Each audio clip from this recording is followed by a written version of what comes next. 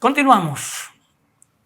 Tenemos ya un par de sesiones, y esta sería una tercera, tocando las teorías de la literatura, y ya le hemos manifestado el porqué de ese toque de esas teorías de la literatura, y en especial haciendo hincapié en lo que es la ficción y la realidad. Pero esta vez nos debemos detener en lo que es el texto y el contexto, que lo hemos referido en otros casos. El texto es cualquiera de estos libros que nosotros hemos venido mostrando a lo largo de nuestras distintas disertaciones, ¿no? Ese es el texto. Pero ahora vamos a ver el contexto en el que se escribe. Volvemos a lo mismo de la teoría. Hay que salir, hay que empaparse.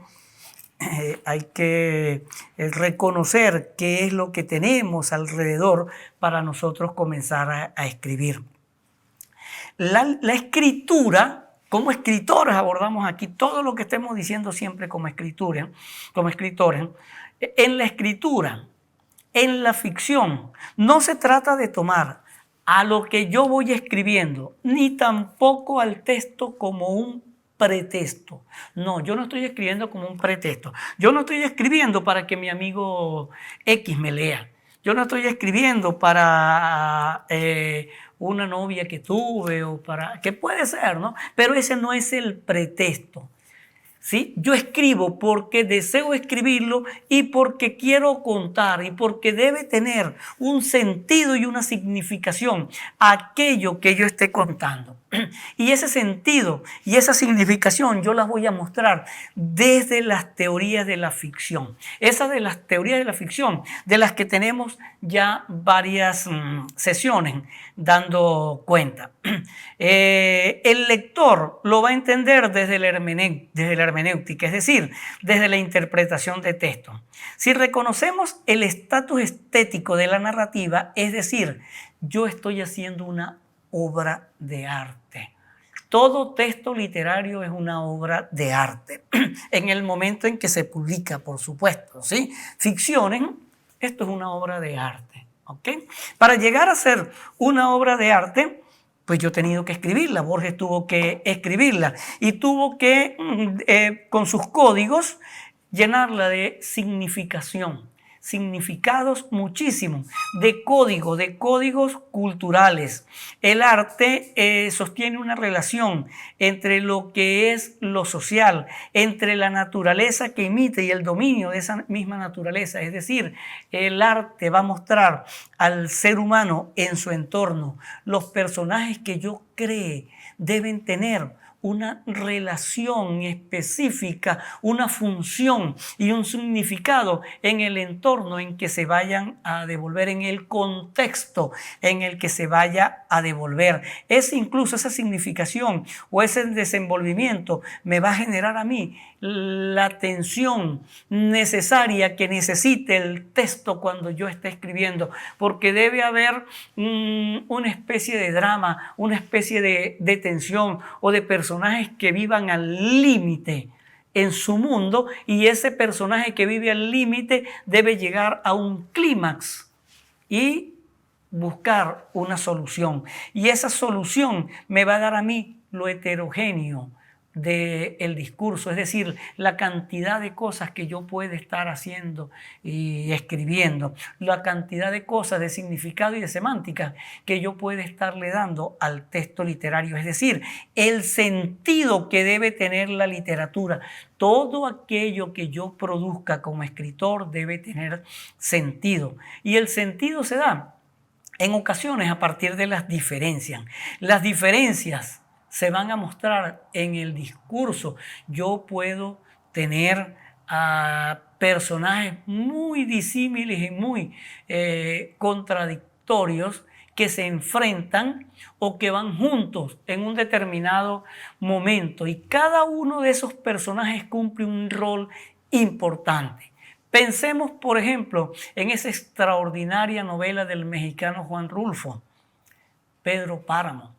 Cuando se van a encontrar Juan Preciado con su padre, con Pedro Páramo, cuando desciende a Comala, se cruzan esos personajes, pero Juan Preciado está recuperando a su padre a partir de los recuerdos de la mamá y se cruzan a los recuerdos de la madre, ¿sí?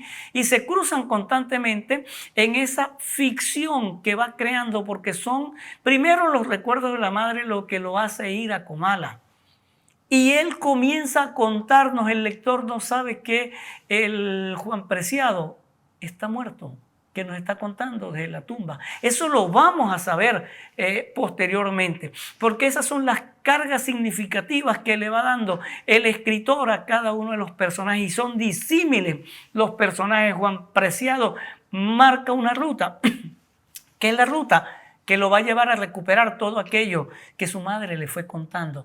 Y Pedro Páramo marca otra como el gran cacique, el gran patrón de un territorio, el gran amo y señor de todo de lo habido y por haber. Esto también lo podemos ver nosotros, por ejemplo, en esa novela igualmente exquisita de Salvador Garmendia, Los pequeños seres, y en cualquier otra novela. ¿Por qué? Porque todo el significado y toda la carga semántica de lo que yo quiera decir y de la diferencia y del sentido lo vamos a lograr a partir del discurso y de los símbolos que yo como escritor, símbolos y códigos, le vaya anexando a la literatura, a mi escritura. Es aquello que después Barthes nos va a decir que el lector debe conseguir, es decir, en esa pluralidad de sentido yo tengo que tener el disfrute del texto.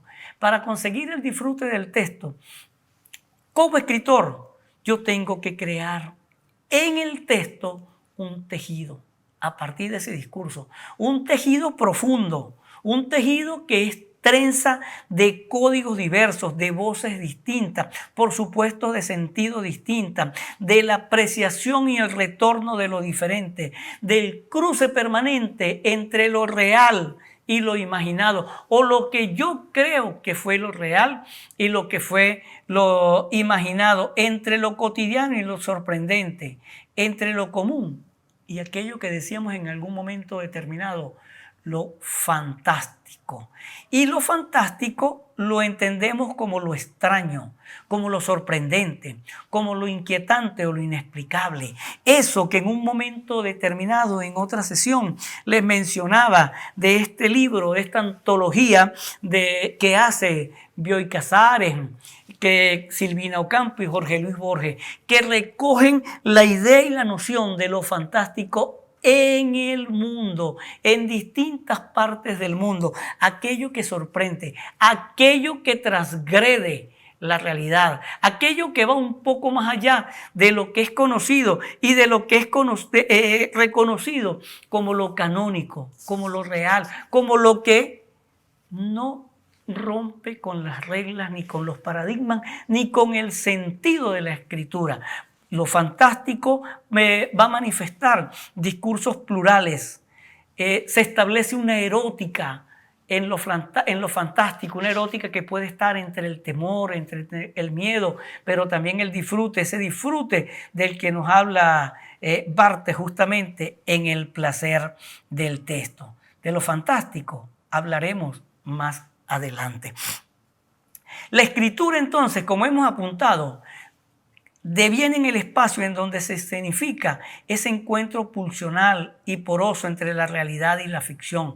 La narrativa es el cuerpo simbólico en donde deben darse cita, el lugar sin límite en donde se deben encontrar la ficción y la realidad, en donde el escritor debe volcar todo aquello que ha imaginado o que va imaginando, aquello que, como dice Gilbert Durán, es una antropología del imaginario, porque el imaginario siempre va a ser una reconstrucción de aquello que yo como escritor pueda pensar, pueda creer, pueda soñar o pueda ficcionalizar. Incluso los saberes, las creencias, las perversiones, todo. En este sentido, el escritor tiene que ser un cartógrafo, un sujeto que representa y resignifica desde la ficción una cultura, una historia, no necesariamente su cultura y su historia, la del universo que él ha venido creando.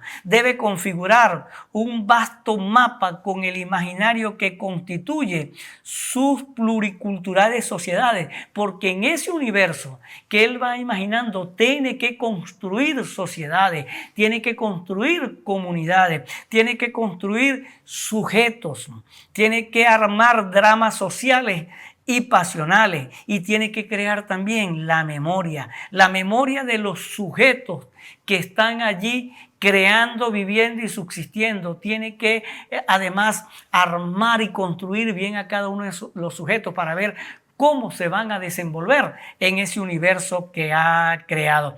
El imaginario entonces tiene que presentarse incluso desde ámbitos disímiles, contrapuestos, fronterizos. Siempre tienen que ser metáfora e imagen de los sujetos, tienen que ser metáfora e imagen del imaginario del escritor, es decir, de aquello que yo voy construyendo, de aquello que yo voy armando, cartografiando. La narrativa que yo voy haciendo debe instaurar y construir ese imaginario que de alguna manera refiere a la realidad que yo tengo en mi mente, a la realidad que yo como escritor quiero construir, no a la realidad para copiarla tal cual, sino para dar cuenta de ella, para mostrarla. El texto narrativo, recordémoslo, es un mundo de ficción, es un mundo posible.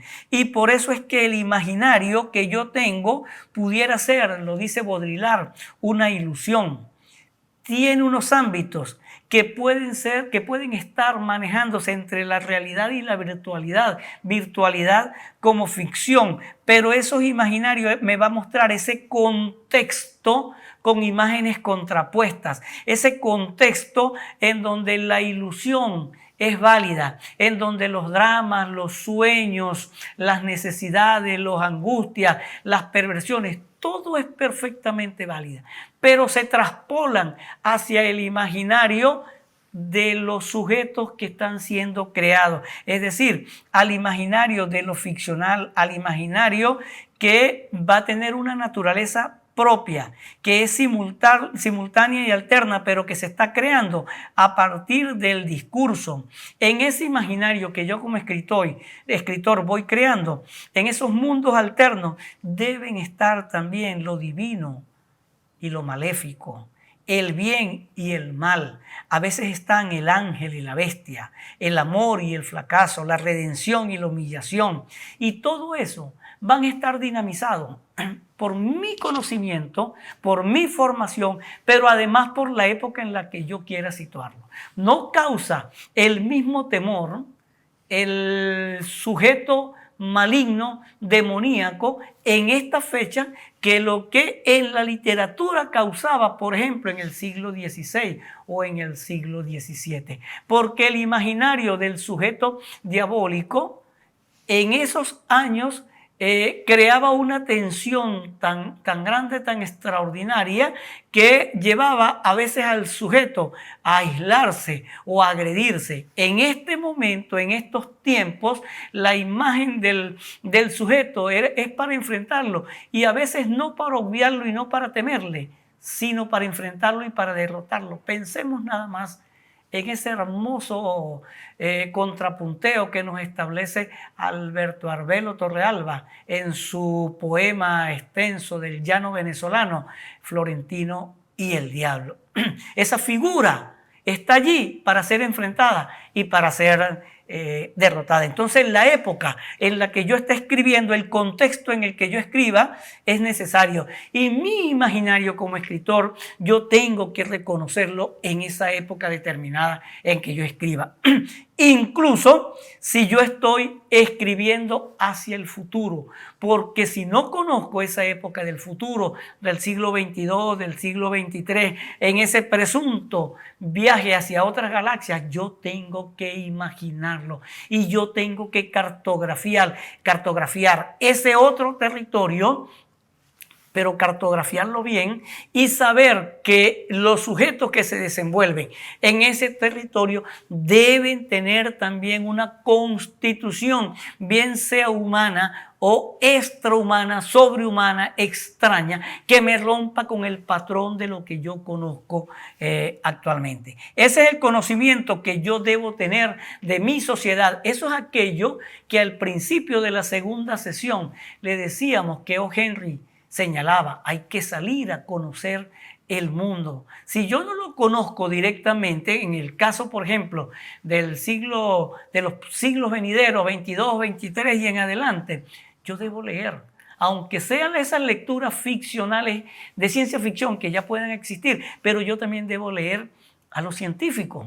Si yo quiero ir un poco más allá, hacia esos mundos, la filosofía y la filosofía cuántica, todo aquello que me lleve a mí a reconocer, por ejemplo, lo de los agujeros negros, lo de los viajes intergalácticos que consideran los científicos hoy día. Yo debo conocerlo y lo debo conocer. Ese es el entorno que yo como escritor debo conocer y lo debo conocer a partir de esos experimentos o de esas manifestaciones que los científicos de hoy día están haciendo para aproximar hacia allá. Los científicos que hace poco nos han dicho que dentro de nuestra galaxia tenemos un agujero negro en el medio de la galaxia, un agujero negro extraordinario y que fue ya asomado por Einstein. Si yo quiero ir más allá, entonces yo tengo que conocer la teoría de la relatividad de Einstein y comenzar a fabular y a ficcionalizar a partir de él todo lo que yo pueda hacer para ir, por ejemplo, a una estrella X, si quiero apuntar un poco más allá. Si es aquí, en esta realidad y en este momento o en momentos pasados, pero en este planeta, entonces vamos a conocer los mitos, la leyenda, las tradiciones, la religión, pero también el progreso, la cultura, el hecho político, el momento político, las formas de vida que tiene el ser humano en distintas comunidades hoy día, los símbolos que tejen y configuran, que constituyen a una sociedad hoy día, las complejidades interiores de la sociedad. Por ejemplo, si yo quiero escribir sobre el Caribe y sobre el Caribe venezolano y el discurso, la articulación que hay en el Caribe venezolano con el Caribe insular, el Caribe continental con el Caribe insular, entonces yo debo conocer el contexto del Caribe, cómo nos comportamos los venezolanos como sujetos caribeños, y allí yo debo partir, por ejemplo, de la música popular caribeña y cómo a los venezolanos nos gusta y nos identifica la salsa, por ejemplo, el merengue, por ejemplo, que nos va a llevar hacia el Caribe insular de lengua hispana, ciertamente, cómo no, hacia Puerto Rico, hacia República Dominicana, hacia Cuba con los sones, con el bolero, es decir, con ese discurso popular que me van a mostrar a mí al sujeto caribeño que tiene un sentimiento y un ritmo particular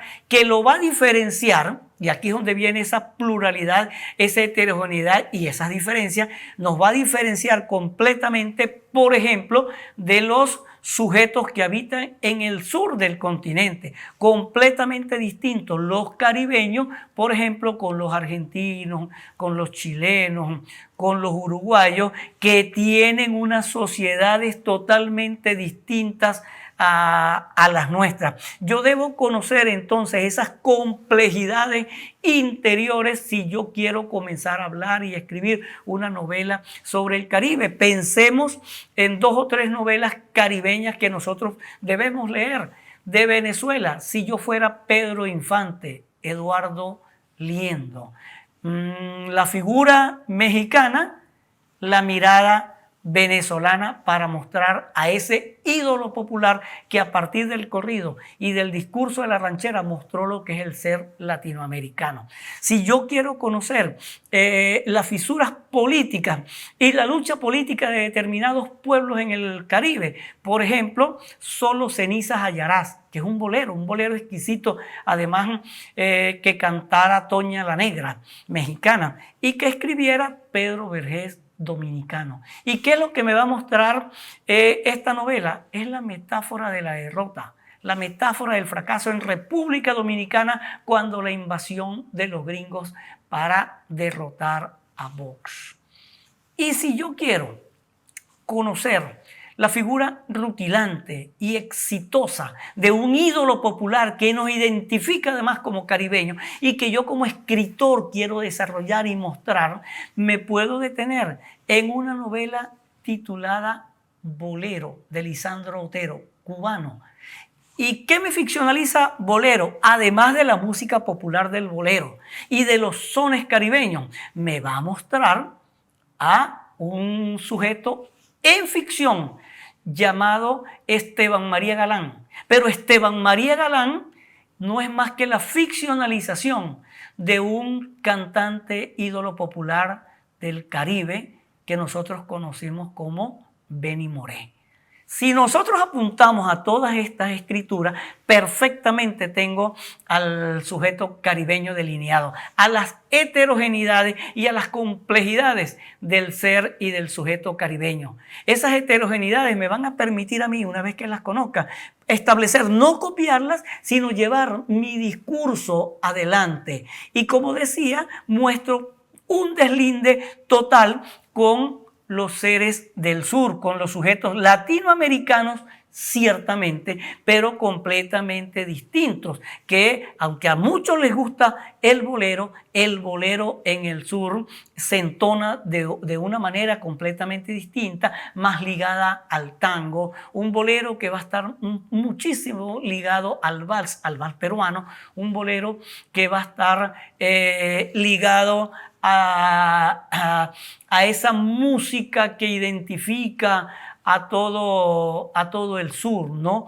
Que no va a tener la ritmicidad que tiene el Caribe. Y esas son marcas que yo debo saber tener. En la narrativa latinoamericana y en esta narrativa caribeña de la que estoy dando ejemplo ahora, por ejemplo, redundo, nosotros glorificamos al ídolo popular, lo ficcionalizamos en muchísimas de las páginas de nuestra literatura, lo puedo hacer ahora, pero creamos un santuario hierofánico, un santuario rebelde, un santuario de la música popular, porque al caribeño le gusta vivir el instante, el momento, la ficcionalidad, la sociedad que ficcionaliza esta narrativa que se está mostrando en su complejidad, se muestra desigual. Ese santuario hierofánico me va a llevar a mí a tener y a adorar, a venerar, por ejemplo, como Virgen Católica o como Santa Católica, Santa Bárbara, pero de una vez a Changó.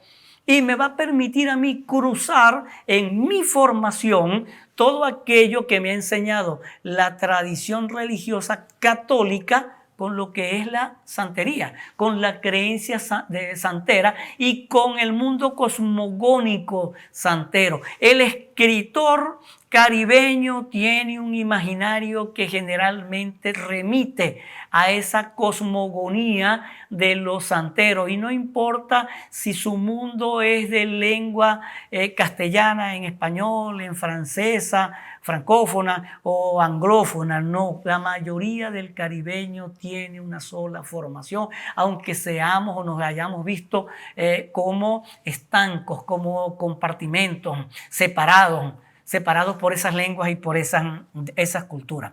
Esta es una manera o una forma de crear o recrear el mundo, de dotarlo de sentido en la literatura a partir del conocimiento de lo que yo tenga del entorno. Por eso el texto debe saber mostrar ese contorno, ese entorno en donde yo me desenvuelvo. Pero cuando digo entorno o contorno, hay momentos en los que no tengo un entorno o un contorno preciso, sino que yo tengo que ficcionalizarlo. Si no conozco el Caribe, si no conozco el sur, si no conozco Europa y quiero escribir sobre Europa o sobre Asia o simplemente lo que decíamos sobre las estrellas, entonces yo tengo que formarme ese imaginario y construir en ese universo el mapa que a mí me permita sostener fundamentadamente la escritura que yo quiero llevar adelante.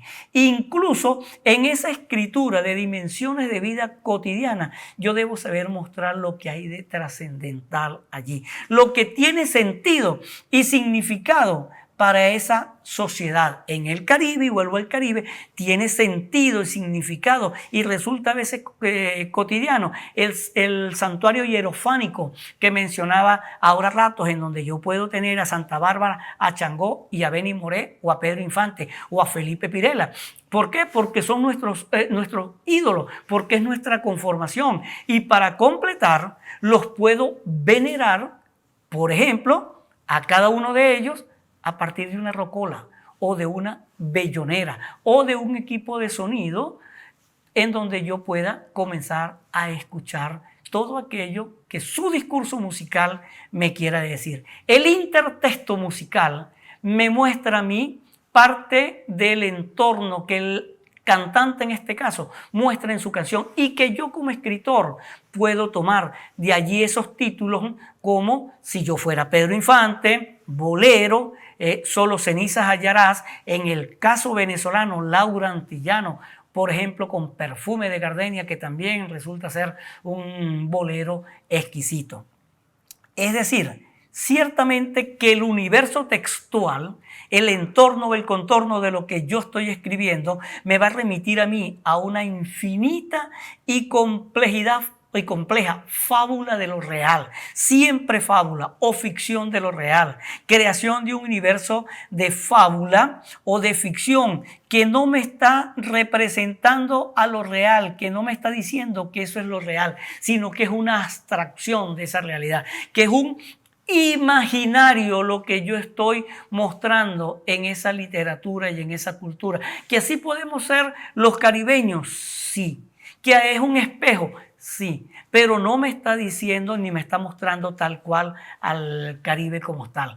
Porque decíamos en un momento determinado, no es una fotografía, es una mirada que dinamiza lo que nosotros creemos ser y cómo nosotros lo queremos ver. Es una mirada que dinamiza la mente humana, que es capaz de crear. La mente humana crea enigmas, mitos, modelos, metáforas, mundos alternos. La mente humana es capaz de vivir en la realidad y la ficción, en la verdad y en la mentira, es capaz de vivir en lo fantástico. Y es aquí donde nosotros tenemos que decir, y entonces, ¿qué es lo fantástico? ¿Qué es lo que me permite a mí lo fantástico? Eso que mencionábamos anteriormente, lo fantástico es un cuestionamiento de lo real, es decir, la superposición de eso que es real, de aquello por donde se muestra lo sorprendente, lo que irrumpe sin avisar y nos deja a nosotros como en una especie de limbo. Y de ese limbo y de esa especie de otredad hablaremos posteriormente.